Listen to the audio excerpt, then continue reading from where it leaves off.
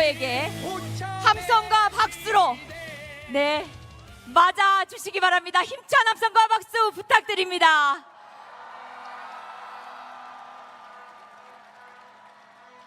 존경하는 서울 시민, 용산 구민 여러분, 자랑스러운 더불어민주당의 대통령 후보 이재명 인사드립니다.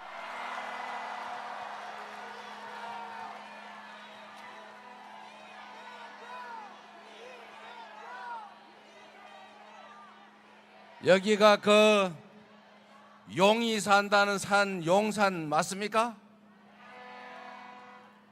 그 용이 어제 잘 있나요?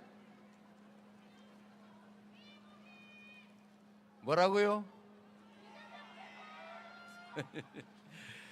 여러분, 먹고 살기 어렵지 않습니까? 세상이 불안하지요?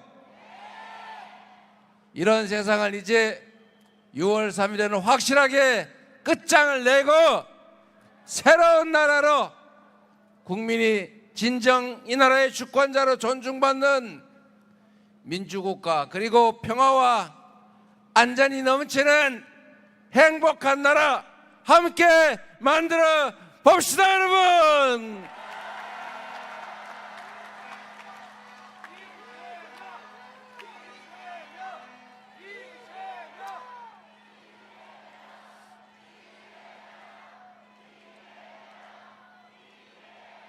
제가 전국을 대충 이렇게 한번 돌아보고 오는 길인데, 어딜 가나 들리는 얘기는 먹고 살기 어렵다는 얘기입니다. 이게 어쩌다 이렇게 됐습니까? 세계 10대 경제 강국이라 불렸던 이 대한민국이 갑자기 보릿고개 금방 막 지난 옛날의 대한민국처럼 되어버렸어요. 더 문제는 미래가 암울하게 느껴진다는 것입니다. 지금은 당장 어려워도 내일은 더 낫겠지, 우리가 조금 더 노력하면 더 나은 세상이 열리겠지, 이렇게 믿어지는 세상을 우리는 기대했는데, 이제는 그 반대로 오늘도 걱정인데 내일은 더 걱정인 그런 세상이 되어버렸어요. 이 나라 전체적으로 경제뿐만이 아니라 민생도 사회도 얼마나 불안해졌습니까? 불안해서 살 수가 없어요. 더군다나 이게 혹시 전쟁 나지 않을까 걱정해야 되는 세상까지 되어버렸어요. 대체 왜 이렇게 됐습니까? 윤 뭐 때문이라고요?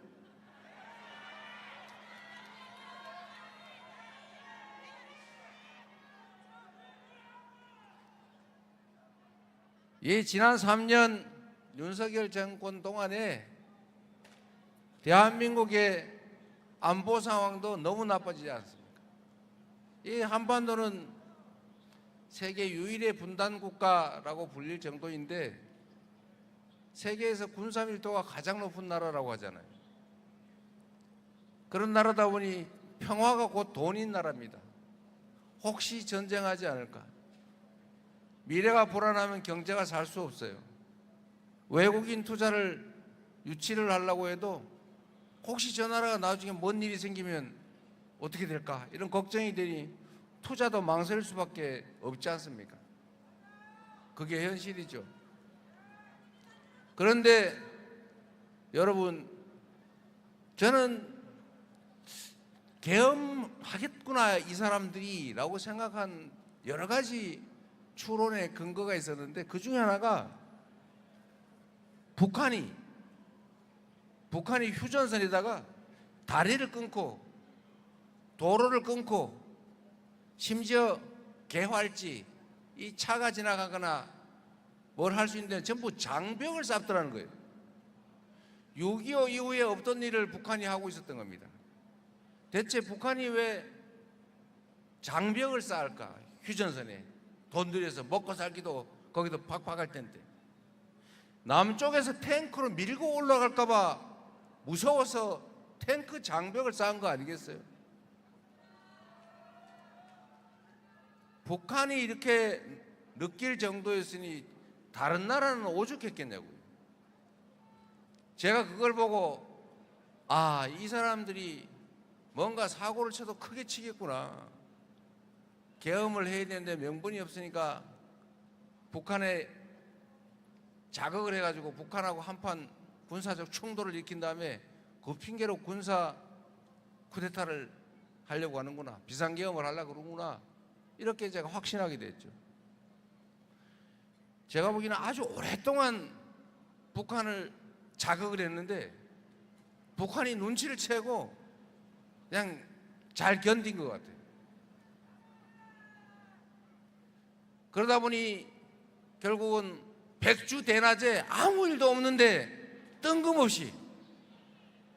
뜬금없이 비상계엄을 선포해가지고 국회에다 군대를 보내고 이재명부터 박찬대, 정청래 막 다 잡아가지고 배에다 실어가지고 연평도 가는 배 안에서 폭발을 시켜서 바다에 빠뜨려 죽이겠다, 이런 계획을 했던 거 아닙니까? 이런 이 상상할 수 없는 일을 저지르는 이 정권 아래서 지난 3년 동안 나라의 안보도 망가지고 경제도 망가지고 국격도 훼손되고 이 나라 민주주의도 완전히 무너지고 말았지 않습니까? 이 사람들의 생각을 보십시오. 어제가 5.18 아닙니까? 우리 대한민국의 이 역사 속에 아직도 그 현장의 피해자들이 시퍼렇게 살아있는 그 군사 반란의 현장, 국가폭력으로 수백 명이 죽어가고 아직도 그 고통, 그 트라우마 속에 사는 사람들이 멀쩡한데, 그런데 내란, 또 다른 군사계엄 때문에 지금 선거를 치르는데 그 선거에 출마했다는 후보가 세상에 광주 민주화운동을 진압하고 광주 시민들 학살했던 정호용 특전사령관, 군사반란으로 유죄 판결을 받았던 그 정호용이라는 사람을 선대위로 영입을 했다지 않습니까? 얘 지금 제정신입니까? 왜 지금 선거를 치르고 있는지, 그에 대해서 어떤 책임을 져야 되는지 아무 생각이 없는 거예요. 이런 사람들이 이 나라 살림을, 이 나라 운명을, 5,200명 사람들의 삶을 책임지고 있었던 것입니다. 이제는 확실하게 청산하고 제대로 된 일꾼 뽑아서 국민을 위한 나라 만들어야 되지 않겠습니까?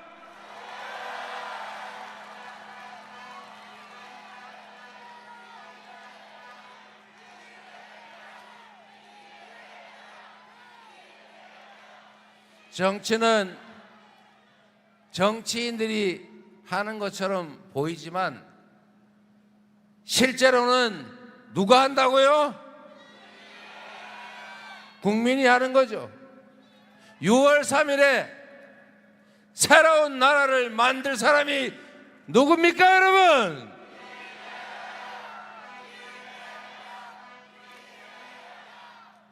이제 살짝 헷갈리죠?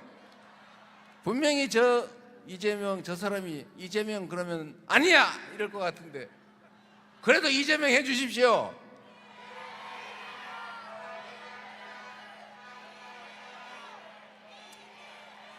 (6월 3일에) 새롭게 출발할 이 나라, 새로운 세상을 만들 주체는 이재명이라는 사람을 일꾼으로 뽑아서 확실하게 책임을 질 국민들, 바로 여러분 아니겠습니까?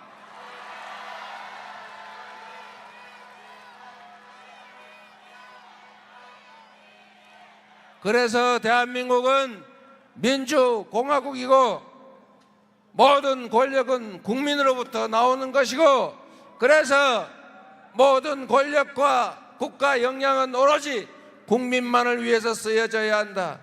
국민에게 선출된 권력이든 그로부터 위임받은 임명 권력이든 오로지 모든 행동의 준거는 국민이고, 권력 행사의 최종 목표도 국민이고, 권력의 존재 이유도 바로 국민 그 자체다. 맞습니까, 여러분?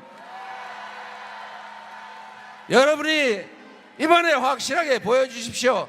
이 나라의 당당한 주인이 바로 우리 자신이라는 것을. 당신들이 이 나라의 지배자가 아니라, 당신들은 이 나라의 왕이 아니라, 당신들은 우리가 고용한 일꾼 대리인의 도구에 불과하다는 것을 확실하게 보여줍시다, 여러분.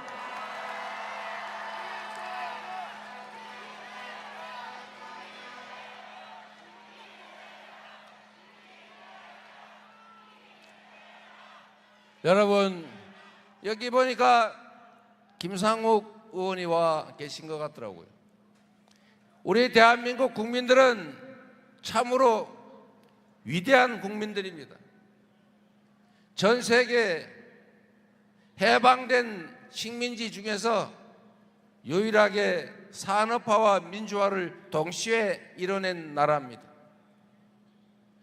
위기 때마다 이 권력자들이 국민을 배반하고 부패하고 사적 욕망에 사로잡혀서 나라의 위기를 불러올 때마다 언제나 그 위기를 극복해낸 건 바로 여러분 국민들이었습니다. 5.18 민주화 운동으로 그 오랜 군사 정권을 끝냈습니다. 그리고 87년에 직선제를 쟁취해서 민주주의의 토대를 쌓았고, 드디어 전 세계 어느 나라도 어느 민족도 경험하지 못한 무혈의 평화혁명을 무려 10년도 안 돼서 2번씩이나 해낸 위대한 국민 아닙니까, 여러분? 바로 여러분이 그 주체 주역들 아닙니까? 이 위대한 국민들이 이 작은 난관들, 우리가 겪는 이 일시적인 경제적인 어려움 왜 못 이기겠습니까? 힘을 합치면 되겠지요. 문제는 우리가 남북으로 동서로 노소로 남녀로 갈려서 싸운다는 사실입니다. 먹고 살기도 힘들고 미래도 불확실한데 대체 왜 이렇게 갈라져 싸우는 것입니까? 정치인들이 문제 아닙니까? 정치인들은 국민을 대리하는 일꾼들인데 그 모습들이 빨간색, 파란색, A 지역 출신, B 지역 출신 나눠 싸우더라도 우리 주인들끼리 편 나눠서 싸울 필요 없지 않습니까, 여러분? 정치인들이 싸우면 그 정치인들한테 붙어서 우리까지 편 나눠 싸울 게 아니고 그 정치인들이 왜 싸우나를 잘 봐서 나쁜 의도를 가진 주인을 배반하는, 주인을 거역하는 잘못된 일꾼들을 골라내서 심판해 줘야 되지 않겠습니까? 나쁜 짓을 해도 나하고 출신이 같으니까, 못된 짓을 해도 나하고 같은 색을 좋아하니까 이렇게 옹냐 해주면 나쁜 사람이 더 유리한 이상한 세상 되지 않습니까? 악화가 양화를 구축하게 방치하면 안 되죠. 정치인이 싸우면 아이고 또 싸워 이렇게 비난할 게 아니라 왜 싸우다를 잘 봐서 그중에 국민을 위해서, 공동체를 위해서 제대로 싸우는 사람은 적극적으로 응원해서 그가 이기게 해주는 게 바로 주인의 자세 아니겠습니까?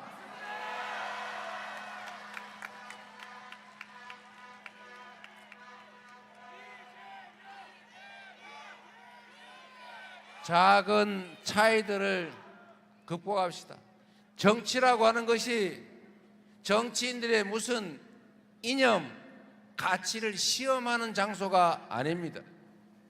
정치란 평범한 사람들이 사는 삶의 현장 그 자체죠. 존경하는 김대중 대통령이 말씀하신 것처럼 서생적 문제의식을 가지고 멀리 바라보되 상인적 현실 감각으로 바로 이 처절한 삶의 현장의 문제를 해결하는 것, 그게 바로 정치 아니겠습니까? 정책을 정하는데 그게 빨간 정책이면 어떻고 파란 정책이면 어떻고 왼쪽에서 온 거면 어떻고 오른쪽에서 온 건 어떻습니까? 그저 우리 국민들의 더 나은 삶을 만들고 우리 대한민국을 더 밝게 만들 그런 정책이면 다 잘 쓰면, 그래서 좋은 성과 내서 더 많은 사람들이 더 많은 행복을 누릴 수 있다면 그게 바로 정치 아닙니까, 여러분? 화해하고 포용하고 통합한다고 하는 것이 그냥 듣기 좋으라고 하는 소리가 아니라 대통령이라고 하는 국가 경영을 맡는 정치 집단의 가장 큰 덕목입니다. 대통령, 통령 크게 통합해서 하나로 함께 가게 만드는 것, 바로 그게 대통령이 할 일이다. 계모임 동창회 회장도 내가 아랫마을 출신인데 저 윗마을 출신 회장 이겼다고 해서 아랫마을만 좋아하고 윗마을 배척하고 그러면 그게 계모임 동창회가 되겠습니까? 회장이 될 때까지는 한쪽 편을 들더라도 그 한쪽 편의 힘으로 회장이 되더라도 그것은 한쪽을 편들고 다른 쪽을 배제하기 위해서 된 거라면 그건 전쟁이죠. 그럼 제거하고 독식해야죠. 그러나 우리는 전체를 대표하기 위해서 한쪽을 대표해서 이기지만 대표가 되는 순간에 전체를 고려하고 모두를 동등하게 취급하고 함께 살아갈 수 있게 하는 것, 그게 해야 될 일 아닙니까, 여러분? 그런데 지난 3년 동안 대체 무슨 짓을 했습니까? 편을 갈라가지고 없는 편도 억지로 만들어가지고 서로 싸우게 하고 내 편만 챙기고 상대편은 제거하려고 그러고 아예 진짜 죽여버리려고. 그러면 되겠습니까, 여러분? 우리는 그렇게 하지 맙시다. 시사하게 말이죠. 졸렬하게, 유치하게. 이 바쁜 세상에 그런 거 할 때가 시간이 어디 있습니까? 인생도 짧고 5년은 더더더욱 짧은 시간인데 그 짧은 시간에 할 일은 태산이고 그 태산 같은 일을 하기도 바쁜데 남의 뒤를 쫓아다니면서 너 전에 나한테 이렇게 괴롭혔지, 너 더 괴로워봐, 이런 거 하면 안 되겠지요. 우리는 그러지 맙시다, 여러분.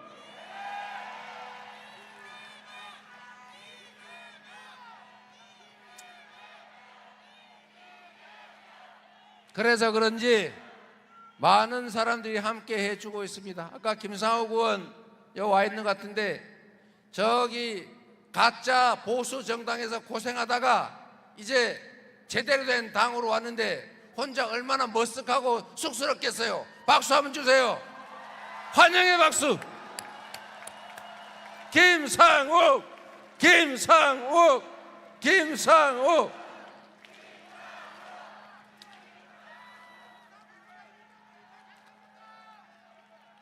그 찢어진 가짜 빅텐트에 몰려가가지고 고생하는 사람 혹시 있을까 싶어서 그런데 진짜 빅텐트 민주당으로 오십시오.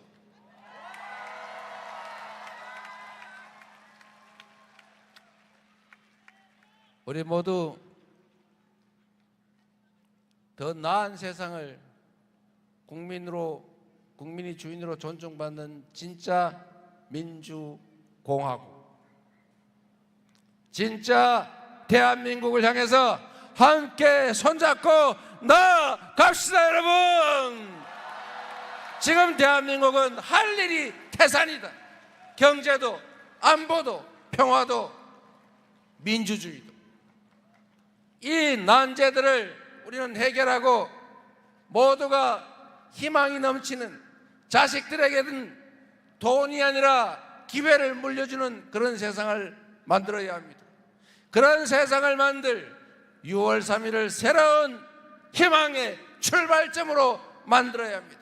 그렇기 때문에, 그래서 지금은 이재명입니다. 감사합니다.